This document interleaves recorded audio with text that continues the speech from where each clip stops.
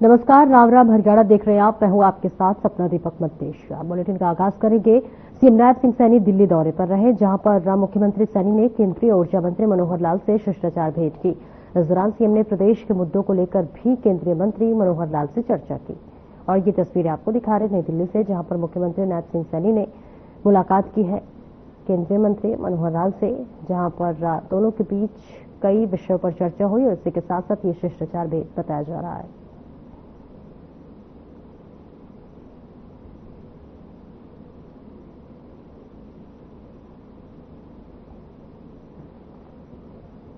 और भारत के ऑपरेशन सिंदूर के बाद भारत और पाकिस्तान के मध्य गोलाबारी बढ़ने पर हरियाणा ऊर्जा परिवहन एवं श्रम मंत्री अनिल विज ने कई प्रतिक्रिया देते हुए कहा है कि जल्द पाकिस्तान की अकल ठिकाने आ जाएगी।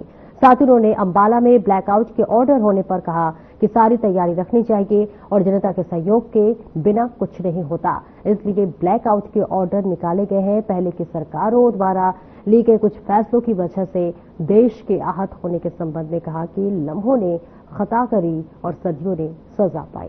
पाकिस्तान का हिंदुस्तान से टकराव करना आसान नहीं है। साथ ही बीबीएमबी पर पानी को लेकर छिड़े विवाद पर कहा कि पंजाब ने जो किया है वो देश हित में नहीं है, देश युद्ध में जा रहा है और आपने सामने फौज खड़ी है, रोज हमले हो रहे हैं और आप अपने पड़ोसी राज्य से झगड़ा डाल रहे हैं, जबकि ये सभी के एकजुट होने का वक्त है। पाकिस्तान की अगर ठिकाने आ जाएगी, ये जो टकराव कर रहा है, ये हिंदुस्तान से आज की तारीख में कोई टकराव करना आसान है?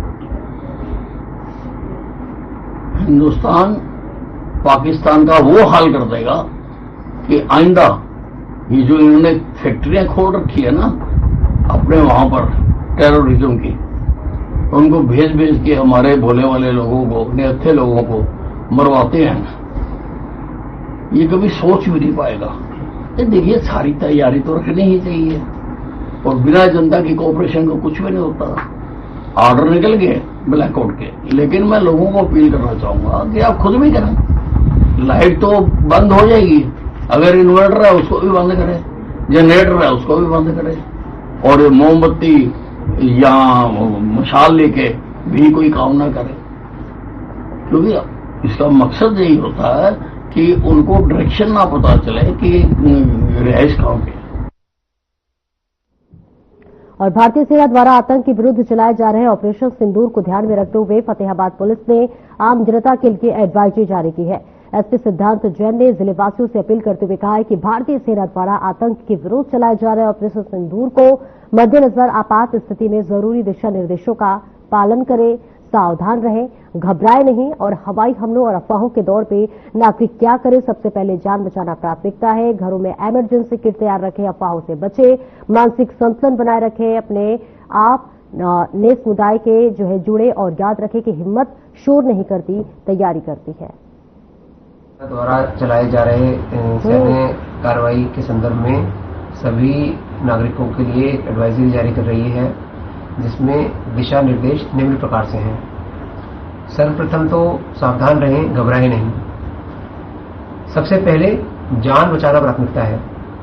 घर में सबसे सुरक्षित कमरा पहचानें जहां खिड़कियां न हो। बाहर हो तो पास के मजबूत ढांचे या निचली जगह में लेट जाएं।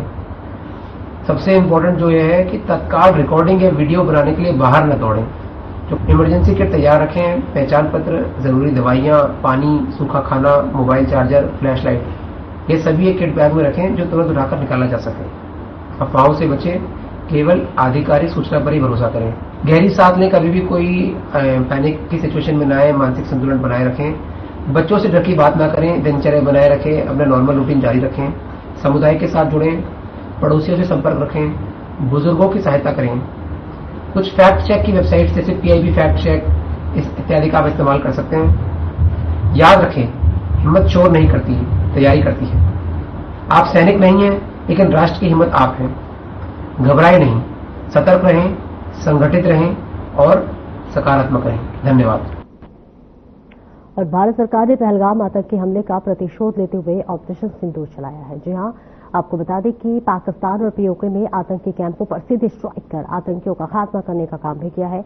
ऐसे में पूरा देश भारत के सशस्त्र बलों के साथ खड़ा हो गया है और हर कोई भारतीय सेना के पराक्रम पर गर्वान्वित है। युद्ध जैसे हालात में भारतीय सेना का मनोबल बढ़ाने के लिए बहादुरगढ़ के परनाला हसनपुर गांव के सरपंच मुकेश अशोक राठी ने शानदार पहल की है।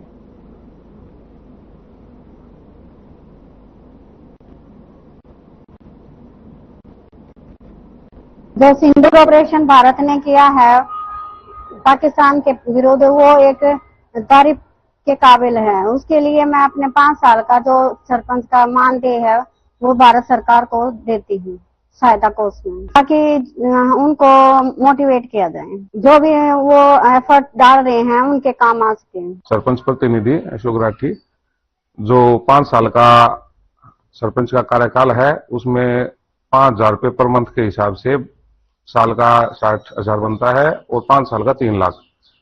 तो सरपंच ने और गांव ने ये डिसाइड करा, अभी जो हमारा पाकिस्तान के खिलाफ युद्ध चल रहा है उसमें हम अपनी ये धनराशि सहयोग के रूप में देंगे और हिंदुस्तान के लिए ये काम आए। तो उद्देश्य यही है कि सबसे पहले हम हिंदुस्तानी हैं और हमारा जो कुछ भी है वो हिंदुस्तान के प्रति समर्पित है। तो ये छोटा मानदेय है 5 साल का सरपंच का, तो इसको हम देंगे। हमने सबने मिलकर निर्णय किया।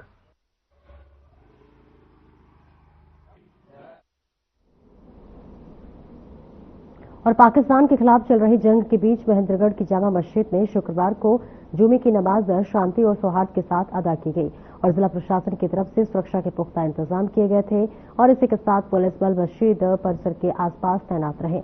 बताते चले कि इस अवसर पर जामा मस्जिद के इमाम मौलाना मुबारक हुसैन ने कहा कि हम आतंकवाद के खिलाफ और भारत के साथ हैं। आतंकवाद को जड़ से खत्म किया जाना चाहिए।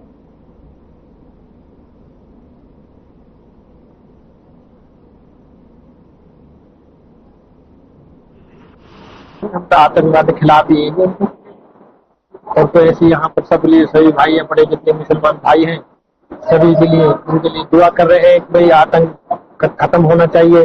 हमारे हिंदुस्तान जो भाई हैं जो परेशान हैं उनकी परेशानी दूर करे ऊपर वाला, उनकी मदद करे। पूरी इंडिया की पूरी भारत की हमारी मदद ज्यादा से मदद हो। ऊपर वाले से हमारी दुआ भी की है, नमाज में दुआ की है और सब भाई मुसलमान भाइयों से कहा है कि भाई दुआ करो आतंकवाद के खिलाफ। आतंकवाद से हम सख्त नाराज हैं। हम अपने इंडिया की तरफ हैं, इंडिया की तरफ रहेंगे। इंडिया के ही हैं, इंडिया में हमारा सब कुछ है। उनका क्या हमारा, वो बिल्कुल गलत कर रहे हैं, गलत किया है, ऐसा ना होना चाहिए।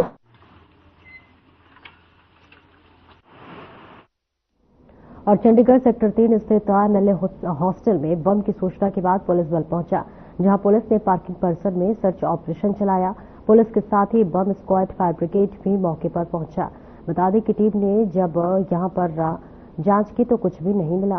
पुलिस के मुताबिक ये फेक कॉल रही। हालांकि इस बीच पुलिस ने अपील की है कि ऐसे संवेदनशील हालात में न तो फेक न्यूज पर भरोसा करें और न ही अफवाहों को फैलाएं।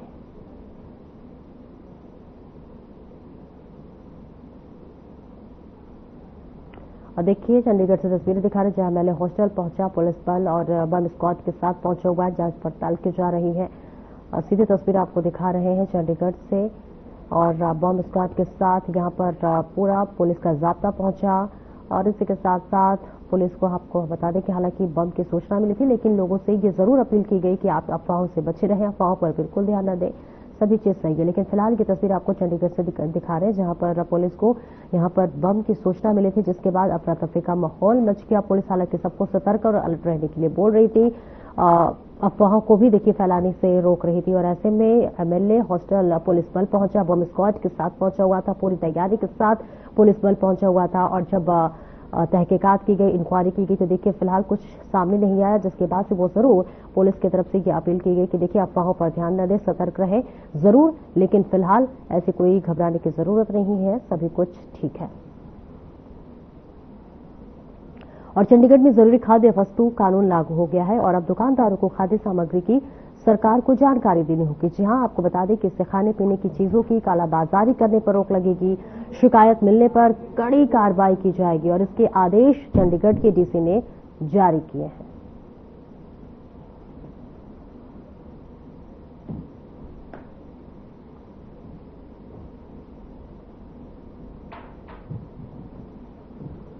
और और देखिए, दुकानदारों को अब देनी होगी तब तमाम जानकारी, सामान की कालाबाजारी पर अब रोक लगेगी, क्योंकि देखिए कई दुकानदार ऐसे हैं जो खाद्य वस्तु होते हैं उनको एक्सपायरी के तौर पर रखते हैं, जो एक्सपायर हो जाती है चीजें वो रखते हैं, और ऐसे में कई तरह के देखिए उससे नुकसान होने की आशंका बनी रहती है। और ऐसे में सामान की जो कालाबाजारी है वो न हो और इस पर रोक लगे, इसके लिए अब कड़े और बड़े फैसले लिए जा रहे हैं। जहां खाद्य वस्तु कानून लागू किया जा रहा है, जो भी जरूरी खाद्य वस्तु से कानून से संबंधित जो भी चीजें उसे अब लागू किया जा रहा है, जिसके तहत जो दुकानदार हैं उनको हर एक चीज की जानकारी देनी होगी, जिससे कि कालाबाजारी पर रोक लग सके। और जो वस्तु इस्तेमाल किए जाते हैं, खासतौर से खाद्य सामग्री की अगर हम बात कर ले, जिससे कि खाने के बाद हमें दिक्कतें हो सकती हैं, उसके लिए जो कालाबाजारी है उस पर रोक लगे, जिसके बाद अब ये जो नियम है, जो कानून है, उसे सख्त रूप से लागू की जाएगी, जिससे सामान के कालाबाजारी पर रोक लग सके। फिलहाल ये जो कानून है वो लागू हो चुका है और ऐसे में दुकानदारों को इसकी जानकारी देनी होगी, यानी कि जो भी वस्तुएं, जो भी चीज, जो भी सामान आप अपनी दुकान पर बेच रहे हैं, उन सभी चीजों की, सभी वस्तुओं की जानकारी अब आपको साझा करनी होगी, जिसके लिए जरूरी नियम, अब कानून लागू हो गए हैं, जिससे कि कालाबाजारी पर रोक लग सके। और दुकानदारों को देखिए अब कहीं ना कहीं ये भी डर है कि इस चीज को भी, जो कालाबाजारी वो करते आ रहे थे, अब इस पर लगाम लगने वाली है।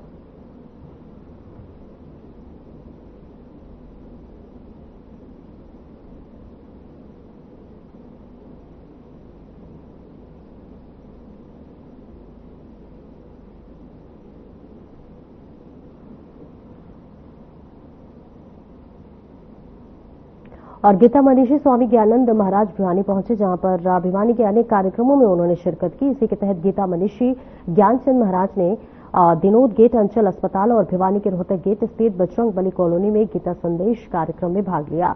और इसी के साथ आपको बता दें कि उन्होंने गीता के महत्व पर प्रकाश डाला और इसी के साथ साथ कहा कि गीता हमें शांति और सद्भाव का संदेश देती है और गीता के माध्यम से व्यक्ति अपने आप को कल्याण के मार्ग की तरफ ले जा सकता है। उन्होंने कहा कि गीता मोक्षदायिनी है, हमें गीता का अनुसरण करना चाहिए। वहीं वर्तमान में जो देश अंदर परिस्थितियां बनी हुई है, उस पर गीता मनीषी ज्ञानानंद महाराज ने कहा है कि देश की रक्षा के लिए अब प्रत्येक भारतीय को अर्जुन बनना होगा।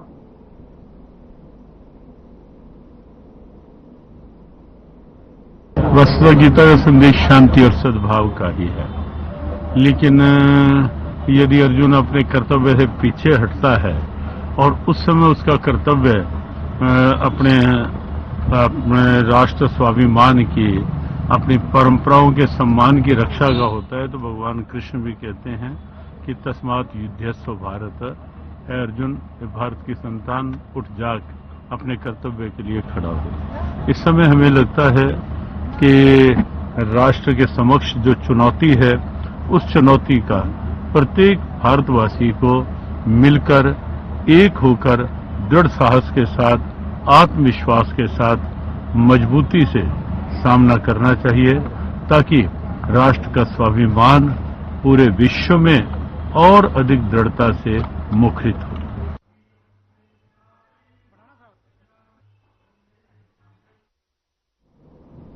और मेवात से दुखद खबर सामने आ रही है। हरियाणा के नूंह जिले के नगीना थाना क्षेत्र अंतर्गत गांव मांडीखेड़ा में एक कुएं में गैस बनने से हादसा हो गया है।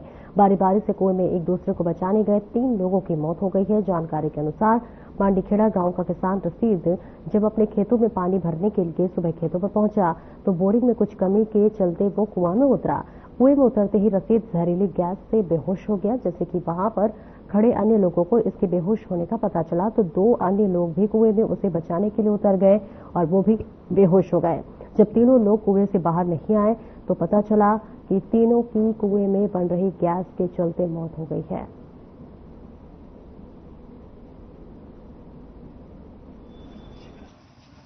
ये 9-10 बजे करीब हुआ, या खुद को बोरो, खुद को मकान हुई, या साफ करने के चक्कर में उतरो, कैसे उतरो हमें, या पानी किराएदार रह करो, वो बाल्टी लेके खड़ो, निकाले भी आने 1-2 बाल्टी इसमें से पानी, जैसे सुना मैं तो बाद में आया हूँ। उसके बाद वो नीचे गिर गया, पाँव रिपटके से सांस घुटी उसकी, तो वो जो साथ में किराएदार वो उतर गया साथ में, वो भी बेहोश हो गया अंदर। फिर एक लड़का और गांव का ही समीर, वो उतरा इसमें निकालने के लिए, वो भी उसमें बेहोश हो गया। फिर चौथा लड़का और एक, उसको उतारा पेटी बांध के ना, तो आधे रास्ते में उसने ऐसे फैल गया वो। ये 9 बजे करीब है सर, 8-9 बजे करीब। और ये आया है और रसीद इसमें मतलब ये कि कोई पन्नी वन्नी बताई, उतरा है कहा हुआ। जब ये उतरा है इसका दम घुटा है, फिर दूसरा आया है, दूसरा भी इसके मतलब ये कि उतरा है तो उसके बेचारे की मतलब जानने का। फिर तीसरा आया है, फिर वो भी बेचारा उतरा है इसके बचाने के लिए। फिर चौथा उतरा है, चौथा इतने मतलब वापसी खेल लिया भाई, ये इसमें तो गैस बना हुआ है। मतलब एक यह हालत से तीनों की मौत हो गई। वो क्या बोलते हैं, एक बंदा गया था सबसे पहले इसमें, तो उसमें वो जाते थे नहीं, बेहोश हो गए उसमें। फिर दूसरा बंदा गया हमारे साथ का, मोनिस नाम का, तो वो बंदा जाते ही बिल्कुल बेहोश हो गया उसमें जाके। बस क्या हो रहा था, कैसे पता लगे आपको कि इसमें गड्ढा है, क्यों गए थे गड्ढे में? नहीं, वो सफाई करने के लिए गए थे ना, जो मालिक थे वो सफाई करने के लिए गए थे इसमें। तो आप करीब कितने से यहाँ रह रहे हो? हमें 1 महीना हो गया लगभग। क्या करते हो यहाँ? यहाँ पे हम काम करते हैं जीटी कंपनी की तरफ से।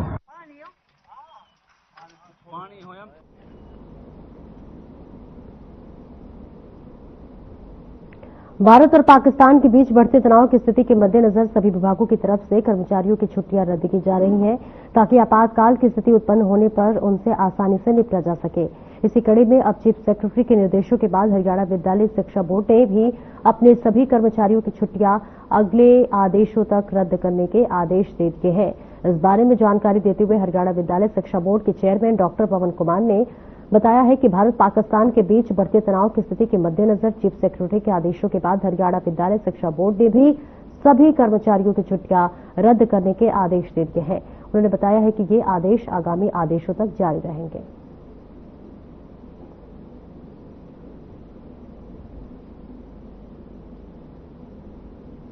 बिल्कुल सही क्वेश्चन किया आपने। चीफ सेक्रेटरी हरियाणा के निर्देशानुसार सभी कर्मचारियों और अधिकारियों की छुट्टियां आगामी आदेशों तक निरस्त कर दी गई हैं। यदि कोई कर्मचारी और अधिकारी पहले से छुट्टी पर है, उनको भी वापस बुला लिया गया है। इसके साथ साथ जैसा आपने कहा कि देश के हालात, इसमें थोड़ा हम यदि इसको दूसरे शब्दों में कहना चाहें तो परिस्थितियां कुछ इस प्रकार की हैं जहां स्थिति गंभीर हो सकती हैं। तो उसके आधार पर हमने न केवल छुट्टियां ही रद्द की हैं, बल्कि हमारे जो ब्लड डोनर्स हैं बोर्ड के, उन सभी की भी लिस्ट तैयार है, क्योंकि ऐसे दिशा निर्देश भी ऊपर से आए हैं कि सभी अस्पतालों की जो हेल्थ एक्सपर्ट्स हैं, डॉक्टर्स हैं, उनकी भी छुट्टियां रद्द की जाएं। 25% जो है अस्पतालों में सभी में बेड्स भी रिजर्व रखे जाएं। तो यह हमारा नैतिक दायित्व बनता है कि भारत सरकार के साथ और देश की सुरक्षा के लिए हम कंधे से कंधा मिलाकर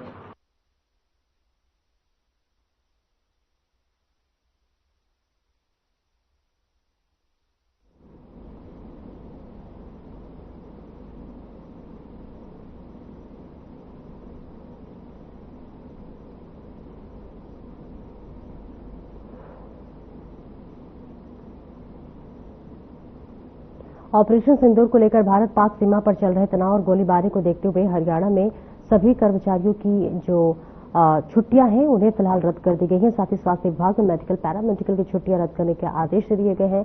भारत पाक सीमा पर बढ़ते तनाव को देखते हुए जिला प्रशासन ने भी अपनी पूरी तैयारी कर ली है। वहीं अस्पतालों में भी आपातकाल स्थिति बनने पर पूरी व्यवस्थाएं की जा चुकी है। सरकारी अस्पतालों में आपातकालीन स्थिति बनने पर किस तरह से व्यवस्था बनाए, इसको लेकर सभी तैयारियां पूरी कर ली गई है। जिला के civil surgeon doctor Ashok Kumar के अनुसार अस्पतालों में स्पेशल वार्ड बना दिए गए हैं। इसके अलावा महेंद्रगढ़ जिले में प्राइवेट अस्पतालों में लगभग 1100 बेड की व्यवस्था की गई है।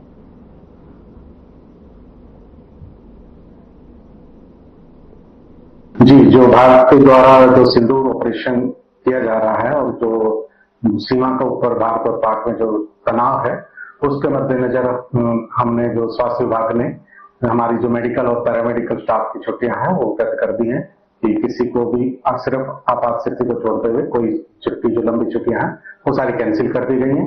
हमने अपने जो स्वास्थ्य विभाग में जो तैयारी के लिए आईएम में जो हमारा प्राइवेट डॉक्टरों की एसोसिएशन है, उनके साथ मिलकर जितने भी हमारे लगभग 1000 के करीब 1000 से 1100 के करीब के बेड स्ट्रेंथ है जिले के अंदर, उसके 25% बेड्स अलग से रिजर्व करवा के रखवाए हैं कि जरूरत पड़ने पर उनको हम प्रयोग कर सकें।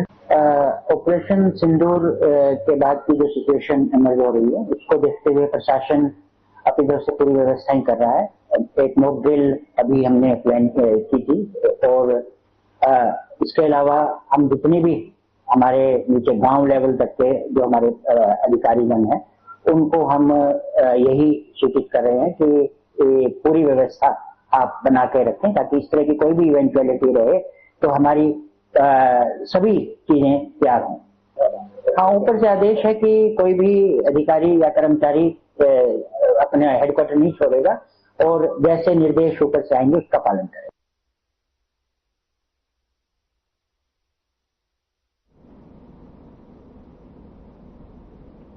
हिंदुस्तान और पाकिस्तान के बीच तनाव के बाद फरीदाबाद में भी अधिकारियों ने इमरजेंसी बैठक बुलाई है। बैठक में सभी अधिकारी और कर्मचारी को अलर्ट पर रहने के लिए फरीदाबाद के डीसी ने आदेश दे दिए हैं। बताते चले कि सभी कर्मचारी और अधिकारियों की छुट्टी रद्द कर दी गई है। बैठक में फरीदाबाद के पुलिस कमिश्नर सहित सभी विभाग के अधिकारी शामिल हुए। पाकिस्तान की कायराना हरकत को देखते हुए प्रशासन अलर्ट मोड पर आ गया है। बचाव टीम और स्वास्थ्य विभाग को भी अलर्ट करने के लिए फरीदाबाद डीसी ने आदेश दे दिए हैं।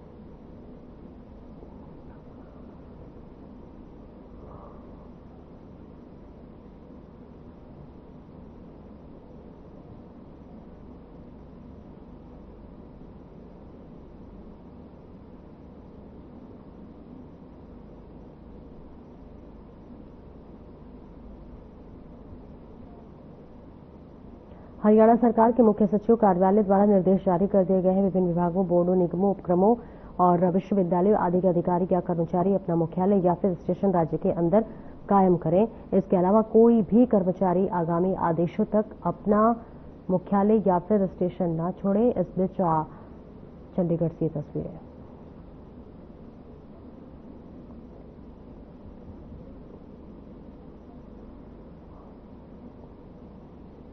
भारतीय सेना के ऑपरेशन सिंदूर की सफलता से पूरा देश गदगद है।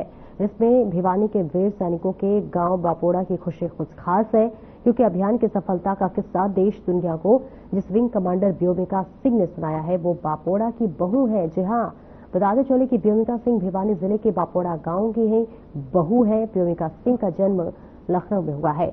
व्योमिका के पति ग्रुप कैप्टन दिनेश सब्रवाल भारतीय वायुसेना में सेवारत है और उनके ससुर प्रेम सब्रवाल जो कि सेवानिवृत्त डीईटीसी अधिकारी हैं। बापोड़ा गांव से ही जनरल बीके सिंह भी हुए हैं। ऐसे में ग्रामीण सतपाल सिंह तब्बर, अशोक कुमार और रामधन का कहना है कि ऑपरेशन सिंदूर में भारतीय वायुसेना ने दुश्मनों को उनके घर में घुसकर मारा है कि देश के लिए गौरव की पल है।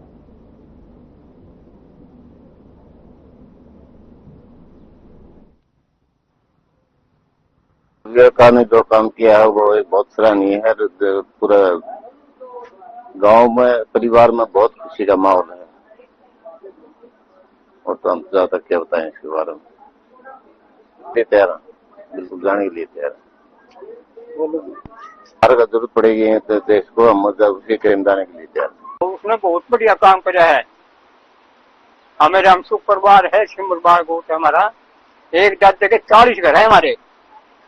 हम गांव में रहे हैं, वो पढ़े लिखे अपने शहर में नौकरी करे, वहाँ चले जाए, मकान बना दे हैं और वहाँ रहते हैं। तो कभी कभी बात हुआ पर शादी में वहाँ जाते हैं और वो आव हैं वो अपनी ऑर्डर करे हैं, गुड़गांव रहते हैं। गांव की जो बहू है व्योमिका सिंह सब्रवाल और वो हमारी चाची लगती है।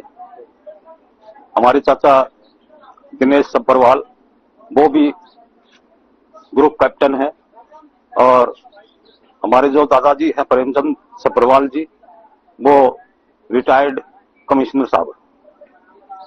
हमारे परिवार के अंदर रामसुख परिवार से परिवार जाना जाता है, जिसके बापोड़ा गांव के अंदर 40 घर है। उनमें से जो व्योमिका सिंह है उसके जो ससुर 5 हैं, उन 5 में से एक जो उसका लड़का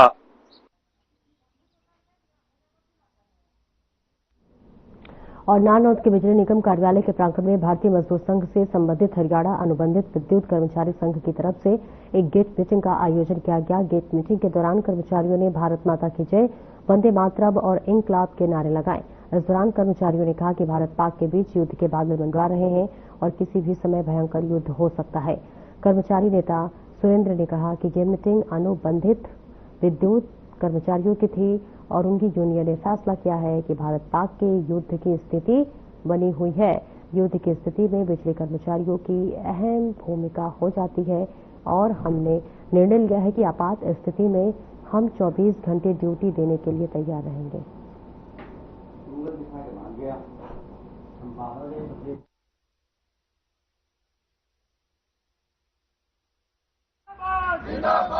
यह मीटिंग है हमारी अनुबंधित विद्युत कर्मचारी भारतीय मजदूर संघ के अंदर में आती है और हम सभी कर्मचारियों ने, हमारी यूनियन ने फैसला किया है जो भारत पे क्या नाम है युद्ध की स्थिति बनी हुई है उसका सहयोग करने के लिए बिजली कर्मचारी की अहम भूमिका रहती है और उस भूमिका निभाने के लिए हम ड्यूटी देने के लिए तैयार है। टाइम की कोई कंडीशन नहीं है, समय की कोई कंडीशन नहीं है। हर स्थिति से निपटने के लिए हमारी यूनियन तत्पर है। हो जाए ब्लड डोनेशन की बात हो या फिर रक्षा तंत्र की बात हो, हमारे फौजी भाइयों के लिए हमारी यूनियन बलिदान देने के लिए हर स्तर पर सहयोग करने के लिए बिल्कुल तैयार है। आज की गेट मीटिंग जो आज के हालात हैं, भारत का और पाकिस्तान का युद्ध भी चल रहा है और भारतीय मजदूर संघ के कार्यकर्ताओं की और हमारे संगठन की सदैव देश हित में पहल रही है। देश हित में कोई भी सकारात्मक कदम उठाना हो तो सबसे पहले भारतीय मजदूर संघ के कार्यकर्ता आगे आते हैं। इससे पहले भी 1971 में जब युद्ध हुआ था तो उस समय संगठनों ने हड़ताल की घोषणा की हुई थी, लेकिन जैसे ही पता चला कि युद्ध आरंभ होने वाला है तो भारतीय मजदूर संघ ने अपना आंदोलन वापस लेके देश हित में साथ में काम किया था। अगर कहीं भी व्यवस्था बहाली के लिए हमारी आवश्यकता होगी या ब्लड डोनेट के लिए आवश्यकता होगी तो भारतीय मजदूर संघ के कार्यकर्ता देश हित में एक वेंटिलेटर के रूप में कार्य करेंगे।